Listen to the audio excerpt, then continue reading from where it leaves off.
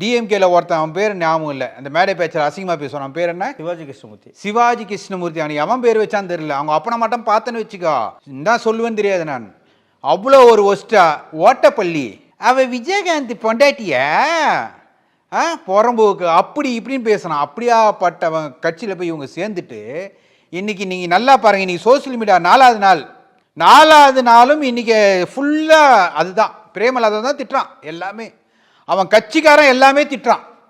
இதுக்கு மேலே என்ன வேணும் உனக்கு? அப்படி என்ன பணம் உனக்கு, என்ன இது பதவி சொல்ல? எனக்கு ஒரு ராஜ்யசபா சீட்டுக்காகவும் பணத்துக்காகவும் உங்களை அடிமையாக்கிட்டு போயிட்டீங்களா?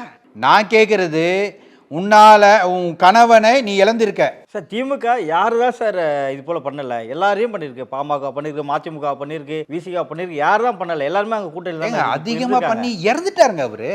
இப்போ அதாங்க பிரச்சனையே. அவர் உயிரோட வந்த பிரச்சனை இல்லை. அவர் உயிரிழந்து அவர் அந்த கட்சியில் சேர்ந்தா கூட ஓகே. ஆனால் அவர் இறந்துட்டாரு. இவனுங்க பண்ண டார்ச்சரில் தான் இறந்தாரு. அவ்வளோ அசிங்கப்படுத்தியிருக்கானுங்க அவரை. கொஞ்சம் நெஞ்சம் அசிங்கப்படுத்தலைங்க. சோசியல் மீடியாவை எடுத்தாவே விஜயகாந்த் தான் வரும்.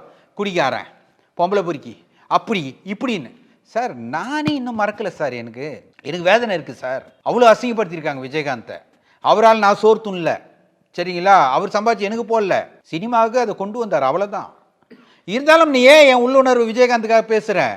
அவர் நல்ல மனிதர், நல்ல நலத்திட்டங்களை கொண்டு வந்தார், சரிங்களா? அவர் பேசி கொண்டுட்டானுங்க. அதே நான் எதுக்கு இதை சொல்ல வரேன்னா, இன்னைக்கு எப்படி பிரேமலதா அங்கே போய் இன்னைக்கு அசிங்கப்பட்டு நிற்குதோ, நான் இன்னொன்று கேட்குறேன், பிரேமலதாக்கு என்ன ஓட்டு வங்கி இருக்குன்னு நீங்கள் நினைக்கிறீங்க ஊர் சைட்லலாம்? அதெல்லாம் விஜயகாந்தோட போயிடுச்சு சார்.